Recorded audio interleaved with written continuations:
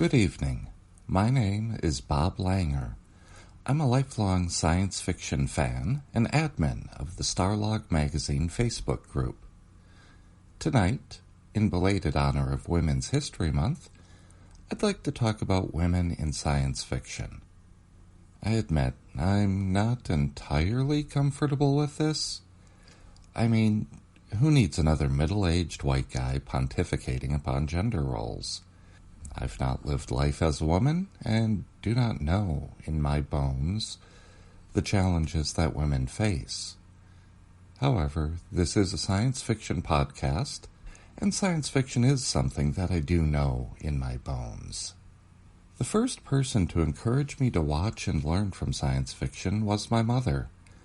As a very young child, we would watch Star Trek reruns every weekday afternoon.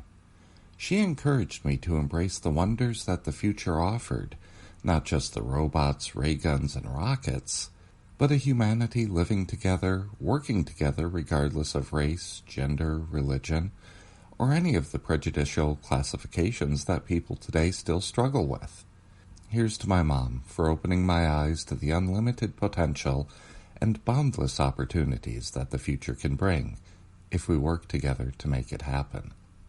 Any discussion about the role of women in science fiction invariably starts with Mary Shelley and how she wrote Frankenstein as a young lady, crafting a horror story to scare her friends. This is a Gothic classic that is both psychologically and viscerally horrifying, leaving readers shaken. However, it's not the fact that a dead person is brought back to life that makes this science fiction. Dead people returning from the grave is a staple of the horror genre. Rather, it's how the creature is brought to life that makes this science fiction. Instead of relying on arcane magic or demonic forces, the creature rises due to science and technology. Mary Shelley chose to bring the monster to life not through unknowable mysteries, but due to mankind's increasingly profound understanding of the natural world. The horror arises from the unanticipated consequences related to humanity's grasp reaching farther and farther. Though Mary Shelley formed the bedrock of what would become science fiction, the role women played in creating science fiction has not always been that of creators or leaders. With the rise of pulp science fiction in the 30s and 40s, women typically had two roles: the damsel in distress or the traitorous seductress.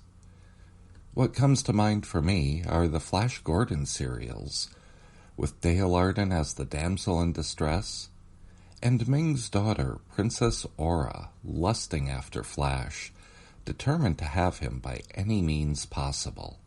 This type of shallow characterization was more common in that era of storytelling where the focus was on adventurous melodrama. In that era of storytelling, these are archetypes as much as melodramatic caricatures that have been common elements of storytelling throughout much of human history. I mean, for your damsel in distress, just look back at Helen of Troy. The last 150 years of Western history have brought about significant changes in the roles of and attitudes toward women in society. After World War II, the presence of professional women grew. This change was reflected in science fiction. One stereotype comes to mind here: the passionless scientist. We have a woman whose focus is entirely on her career. It has to be, because she doesn't have to be just as good as any male scientist. She has to be better than any male scientist. Otherwise, she'd be relegated to fetching coffee for the men. Men would typically scoff at the resultant emotional distance. She's by far the most intelligent person in the room, the one whose advice and foresight is generally ignored, in other words, a modern-day Cassandra. Those pesky archetypes just keep popping up. This type of characterization was seen in both pilots of the original Star Trek. First you had Number 1, played by Majel Barrett, and Dr. Daner, played by Sally Kellerman. In the first pilot, The Cage, Captain Pike comments about how he's not comfortable with his female yeoman on the bridge. When Number 1 looks up, Captain Pike responds by saying that he didn't consider her a woman. With Dr. Daner in the second pilot, Gary Mitchell describes her as a walking refrigerator unit. On the other hand, Star Trek has also had its share of more feminine characters. However, those typically were not seen in similar positions of authority. Here, what comes to mind for me is Yeoman Rand from the first season of Star Trek. In the episode Charlie X, she served as the epitome of what men found desirable in a woman, with the teenage Charlie quickly adopting attitudes and behaviors stereotypical of hot-blooded men. Further, in the episode The Enemy Within, the aggressive, hostile half of Kirk physically assaults Yeoman Rand, who defends herself and flees. Rand wasn't quite a damsel in distress in this instance, but the similarities are there. Perhaps from the original Star Trek, Uhura best personified the balance between femininity and professionalism. On the bridge, she was respected and heard just as any male member of the crew. Off-duty in the rec hall, she would sing and engage in friendly banter with her colleagues. She managed to both be one of the guys and a woman in her own right. Still, despite the defeminization of some female characters, women were being seen as capable and competent as their male colleagues professionally. Progressing through the 70s and early 80s, the pendulum swung back a bit, with stories that showed women as being a bit more sexualized. Slave Leia from Return of the Jedi, and Aaron Gray's shimmering spandex-clad Wilma Deering on Buck Rogers, along with the villainous seductress Princess Ardala, harken back to the pulp days of Flash Gordon. That overlapped with other opportunities where women were presented with more roles that treated them simply as people. In particular here, two actors come to mind, Sigourney Weaver and Linda Hamilton. With her role as Ellen Ripley in the sequel to Alien, Sigourney Weaver cemented her place in science fiction lore, bringing to life one of the most iconic characters ever seen. She didn't shirk away from danger, but she didn't take foolish risks either. Ripley will always remain a fearless, level-headed character, despite what we see in the sequels. Linda Hamilton's Sarah Connor in the Terminator franchise demonstrated impressive character growth, particularly in the first movie. As her story begins, she is shown as a weak person, the type that people walk all over. Sarah Connor, when initially pursued, is close to the damsel in distress archetype, relying on Kyle Reese to save her. By the end of the film, though, she is the one who ultimately destroys the Terminator. By the second movie, having taken up the mantle of the protector of the savior of humanity, Sarah Connor is colder, more single-minded, and absolutely capable. In this case, thematically, her lack of femininity, or more broadly, her lack of humanity, in pursuing her mission, echoes her becoming more machine-like to fight off the machines. In recent decades, female characters continue to become more well-rounded individuals.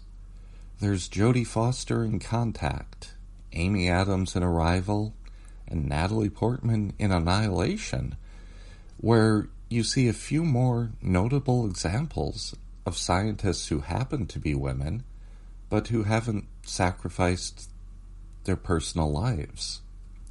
In 2003, when the reimagined Battlestar Galactica aired, I was amazed by the story, the effects, the depth of characters. The one element, though, that drew the most attention was that Starbuck had switched genders, now being portrayed by a woman. And I'll admit, I was skeptical. Right up until she was playing cards, chewing a cigar, and carrying that swaggering confidence and bravado that defined Starbuck, regardless of gender. This showed me how fictional characters can transcend gender and still be true to the spirit of the character. These days, we are seeing more women claiming their inalienable right as equals to men in science fiction. Though, judging by the mixed response to movies like Captain Marvel, the 2016 Ghostbusters, and the Star Wars sequel trilogy, we as a society are not collectively on board. With vitriolic hostility, some on social media condemn these movies as being made by SJWs, filled with Mary Sue characters, and focus on body-shaming the actors involved.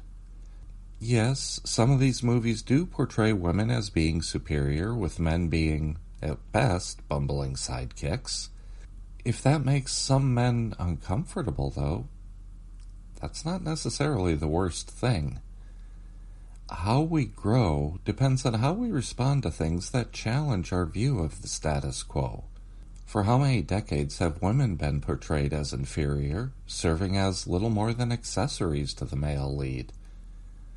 These recent films offer a glimpse into the type of culture that women have been conditioned with for generations.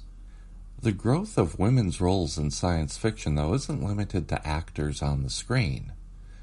Behind the camera, women have faced similar challenges and are continuing to rise to those challenges. Consider DC Fontana.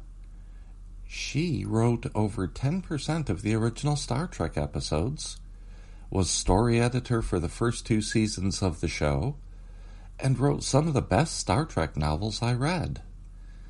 I don't remember how old I was when I learned that DC Fontana was a woman.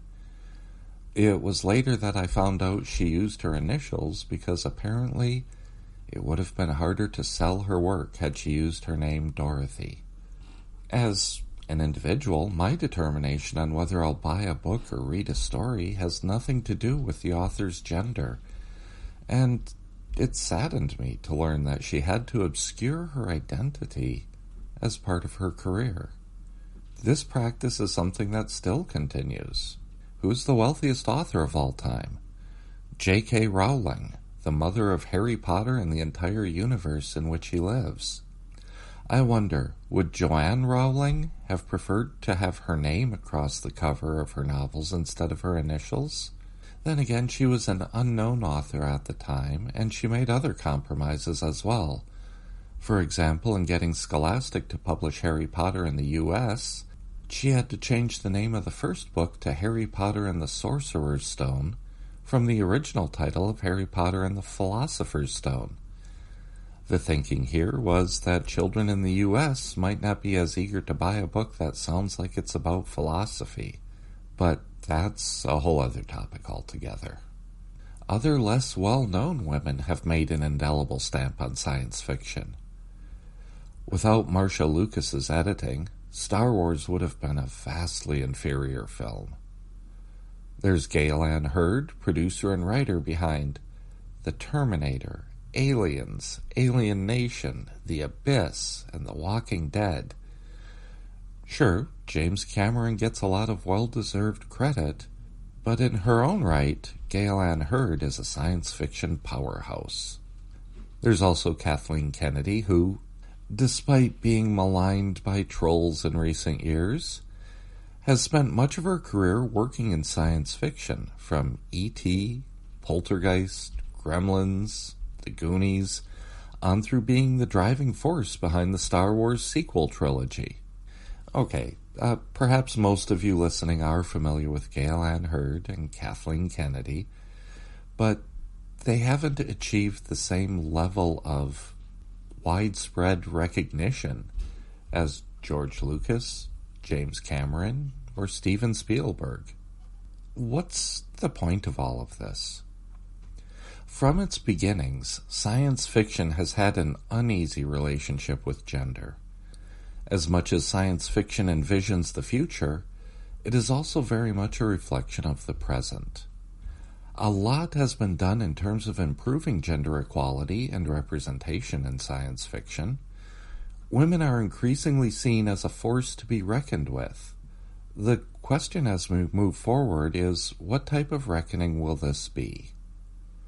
Having grown up on Star Trek, where one of the core principles of IDIC, infinite diversity in infinite combination, was part of my early education, I accepted that diversified groups were inherently superior to those not as diversified.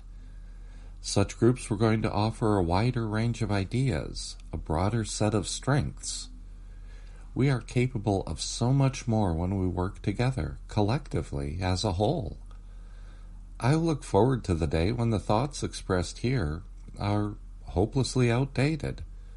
Should anyone listen to this in the future, I hope you'll look back wondering how on earth we let this gender imbalance go on for so long.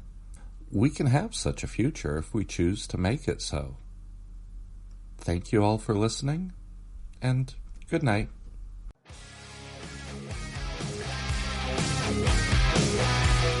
Thanks for listening. Make sure you hit that subscribe button and join our Facebook group. Live long, and may the Force be with you. Nanu Nanu.